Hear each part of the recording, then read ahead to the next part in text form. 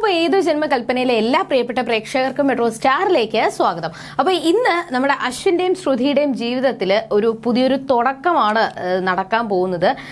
ഇന്ന് അശ്വിന് വലിയൊരു അപകടം സംഭവിക്കുകയും ആ അപകടത്തിൽ നിന്നും ശ്രുതി അശ്വിനെ രക്ഷിക്കാൻ വേണ്ടിയിട്ടും പോവുകയാണ്. അങ്ങനെ അവർക്കിടയിൽ ഒരു പരസ്പരം ഭയങ്കരമായിട്ട് അടിയും വഴക്കുമായിട്ട് കീരിയും പാമ്പും പോലെ ആയിരുന്നു. എന്നാൽ ഇന്ന് ചെറിയ ചെറിയ മാറ്റങ്ങൾ അശ്വിന്റെ ജീവിതത്തിൽ സംഭവിക്കാൻ വേണ്ടി പോവുകയാണ്. ഇതോടുകൂടി ശ്രുതിയെ മനസ്സിലാക്കാൻ വേണ്ടിയിട്ട് അശ്വിൻ തുടങ്ങുകയാണ്. പിന്നെ എന്തൊക്കെയായിരിക്കും സംഭവിക്കാൻ പോകുന്നത് എന്ന് നമുക്ക് നോക്കാം. അതിനു മുൻപ് ആദ്യമായിട്ടാണ് ഈ ചാനൽ കാണുന്നതെങ്കിൽ തീർച്ചയായിട്ടും സബ്സ്ക്രൈബ് ചെയ്യുക. അപ്പോൾ ഞങ്ങളിടുന്ന പുതിയ സീരിയൽ റിവ്യൂ വീഡിയോസ് എല്ലാം നിങ്ങൾക്ക് ലഭിക്കുന്നതായിരിക്കും. അപ്പോൾ ഭയങ്കര തർക്കങ്ങളും വഴക്കുകളും ആയിരുന്നു അശ്വിന്റെ ജീവിതത്തിൽ സംഭവിച്ചത്. എന്തായാലും അഞ്ജലി ശ്യാമും തമ്മിൽ എന്തോ ഒരു ബന്ധമുണ്ട്, ആ ഒരു സ്ത്രീയും അശ്വിനും തമ്മിൽ നമ്മുടെ ശ്യാമും തമ്മിൽ എന്തോ ഒരു ബന്ധമുണ്ടെന്ന് അശോകന് മനസ്സിലായി. അതുകൊണ്ട് തന്നെ അഞ്ജലിയുടെ ആ ഒരു കാറിന്റെ നമ്പറൊക്കെ എഴുതി വെച്ചിട്ടുണ്ടായിരുന്നു. എന്നാൽ ഇത് ശ്യാമ് കണ്ടുപിടിക്കുന്നുണ്ട്. അപ്പോൾ ശ്യാമിന് മനസ്സിലായി എന്തോ ഒരു സംശയം അശോകന്റെ ഉള്ളിലുണ്ട്. അതുകൊണ്ട് ഇനി ശ്രദ്ധിക്കണം, ഇനി ശ്രദ്ധിച്ച് മാത്രമേ മുന്നോട്ട് പോകാനായിട്ട് പറ്റത്തുള്ളൂ എന്ന് ശ്യാമ് പറഞ്ഞുകൊണ്ടിരിക്കുകയാണ്. ഈ ഒരു സമയം ലാവണ്യ ഭയങ്കര ഒരു ടെൻഷനിലായിരുന്നു. തന്റെ മുഖത്ത് ആ ഒരു ഡാർക്ക് സർക്കിൾസ് എല്ലാം വരുന്നുണ്ട്, മുഖം ഭയങ്കരമായിട്ട് വരണ്ടിരിക്കുന്നുണ്ട്. എന്തായാലും അശ്വിനും ലാവണ്യയും തമ്മിലൊരു മീറ്റിങ്ങിന് പോകാൻ വേണ്ടിയിട്ട് തയ്യാറെടുക്കുവാണ്. അപ്പൊ അതിനു മുന്നേ തന്നെ ആ ഒരു ടിപ്സ്, ആ ഒരു ബ്യൂട്ടി പാർലറിൽ പോയി എല്ലാം സെറ്റാക്കി മുഖമെല്ലാം ക്ലീൻ ആക്കാൻ വേണ്ടിയിട്ട് തുടങ്ങുമായിരുന്നു. ഈ ഒരു സമയത്ത് ശ്രുതി വരികയും ശ്രുതിയോട് മീറ്റിങ്ങിന്റെ കാര്യങ്ങളൊക്കെ പറയുന്നുണ്ട്. അപ്പോൾ ശ്രുതിയോട് ലാവണ്യ പറഞ്ഞത്, ഈ ഒരു മീറ്റിങ്ങിന് പോയി കഴിഞ്ഞാൽ എന്തെങ്കിലും മാറ്റം സംഭവിക്കാം. പക്ഷേ ഈ ഒരു സമയത്ത് ശ്രുതിക്ക് ഒരു കാര്യം മനസ്സിലായി. ഈ ഒരു മീറ്റിങ്ങിൽ പോയി വലിയ കാരണം അവർ രണ്ടുപേരും തമ്മിൽ മാത്രമേ ഉള്ളൂ. അപ്പൊ ഈ ഒരു അവസരം മുതലാക്കിക്കൊണ്ട് അശ്വിന്റെ മനസ്സിലുള്ള ആ ഒരു ദേഷ്യവും എല്ലാം മാറ്റിയെടുത്ത് അശ്വിന്റെ മനസ്സിൽ വിവാഹം എന്നൊരു കോൺസെപ്റ്റ് ഉണ്ടാക്കിയെടുക്കുക. എന്നിട്ട് ലാവണ്യയും അശ്വിനും തമ്മിൽ വിവാഹിതരാകാൻ വേണ്ടിയിട്ട് അശ്വിൻ തന്നെ സമ്മതിക്കുക. അതിനു വേണ്ടിയിട്ട് ശ്രുതി ഒരു ടിപ്പ് ലാവണ്യക്ക് പറഞ്ഞു കൊടുക്കുന്നുണ്ട്. അപ്പോൾ ആ ഒരു ഐഡിയ എന്തായാലും ലാവണ്യക്ക് ക്ലിക്കായി. ഇത് എന്തായാലും ഏറ്റു എന്ന് തന്നെ മനസ്സിൽ വിചാരിക്കുകയാണ്. അങ്ങനെ ശ്രുതി നമ്മുടെ അടുക്കളയിൽ പോയി അവർക്ക് കൊണ്ടുപോകാനുള്ള പലഹാരങ്ങളൊക്കെ ഉണ്ടാക്കിക്കൊണ്ടിരിക്കുന്ന സമയത്താണ് അശ്വിൻ പെട്ടെന്ന് ആ ഒരു പടിക്കെട്ട് വഴി ഇറങ്ങി വരുന്നത്. താഴെ ഇറങ്ങി വന്നപ്പോഴത്തേക്ക് പെട്ടെന്ന് അശ്വിൻ എന്തോ ഒരു മാറ്റം സംഭവിച്ചു. എന്തോ ഒരു തലകറക്കം പോലെ വന്നു, എന്തോ ഒരു ഭയങ്കര വിമിഷ്ടമൊക്കെ പോലെ തോന്നി. അങ്ങനെ നോക്കുമ്പോൾ ശ്രുതി അടുക്കളയിൽ ഉണ്ടായിരുന്നു. അങ്ങോട്ട് പതുക്കെ നടന്ന് വെല്ലച്ചാതി അവിടെ നടന്നെത്തി എങ്കിൽ പോലും അശ്വിന് മുന്നിലുള്ള കാര്യങ്ങളൊന്നും ക്ലിയർ ആയിട്ട് കാണാനായിട്ട് സാധിക്കുന്നില്ല. കണ്ണെല്ലാം മങ്ങി തലകറക്കം പോലെയൊക്കെ വരുന്നുണ്ട്.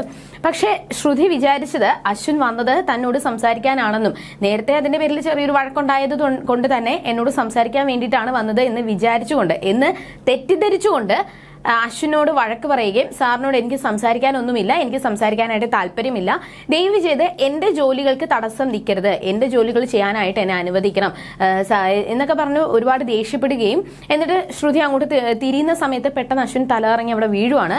എന്നാൽ ശ്രുതി വിചാരിച്ചത് അശ്വിൻ ഞാൻ ദേഷ്യപ്പെട്ടപ്പോൾ ഞാൻ പറഞ്ഞത് ഇത് കേട്ട് ദേഷ്യം വന്ന് അല്ലെങ്കിൽ പേടിച്ച് അശ്വിൻ ഇറങ്ങി പോയി എന്നാണ്.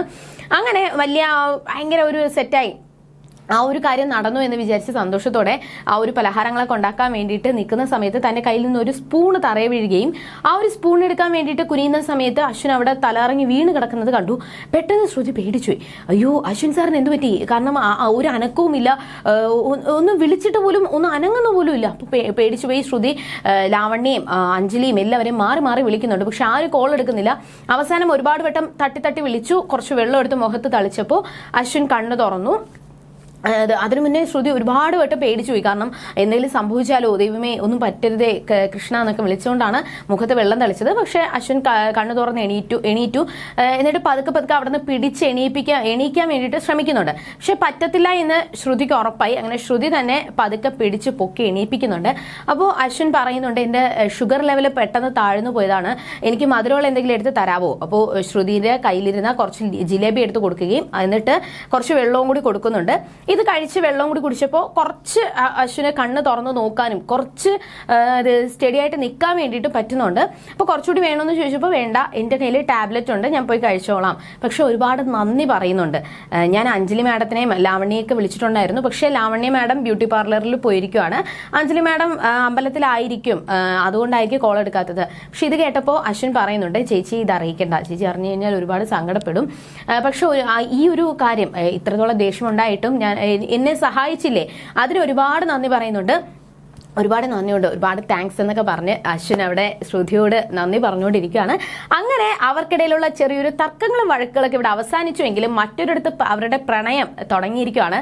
അതായത് നമ്മുടെ പ്രീതിയുടെയും ആകാശിന്റെയും ഇടയിലുള്ള ആ ഒരു സൗഹൃദം കുറച്ചുകൂടി കട്ടയ്ക്ക് നിൽക്കുന്നുണ്ട്. അതിന്റെ കൂടെ തന്നെ ആകാശിന് പ്രീതിയോടുള്ള പ്രണയവും കൂടി കുറച്ച് കൂടുന്നുണ്ട്. കാരണം ആകാശ് ഒരു ആവശ്യത്തിന്, ഓഫീസിന്റെ ആവശ്യത്തിനായിട്ട് പോയിട്ട് വരുന്ന വഴിക്ക് പ്രീതിയുടെ വീടിന്റെ ആ ഒരു വഴിയാണ് വന്നത്. ആ ഒരു സമയം പ്രീതി ഒരു മലക്കറിക്കടയിൽ നിൽക്കുന്നത് കാണുകയും പിന്നെ പ്രീതിയോട് പോയി സംസാരിക്കുകയും പിന്നെ കുറച്ച് സാധനങ്ങളൊക്കെ മേടിച്ചിട്ട് തിരിച്ച് പ്രീതിയുടെ കൂടെ വരുവാണ്.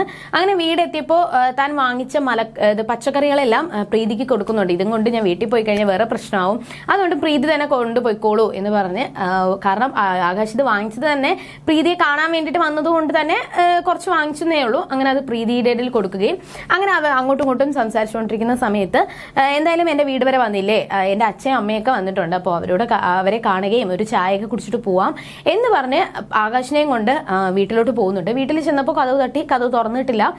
അമ്മായി വിളിച്ചു, അമ്മായി തുറക്കുന്നില്ല. നോക്കിയപ്പോൾ കുറ്റിയിട്ടിരിക്കുവാണ്. പെട്ടെന്ന് എന്തോ കണ്ട് പ്രീതി ഇങ്ങനെ പേടിച്ച് നിൽക്കുവാണ്. പിന്നെ എന്തൊക്കെയായിരിക്കും സംഭവിക്കാൻ പോകുന്നത്? എന്തായാലും വലിയൊരു ആപത്തിൽ നിന്നാണ് അശ്വിനെ ശ്രുതി രക്ഷിച്ചത്.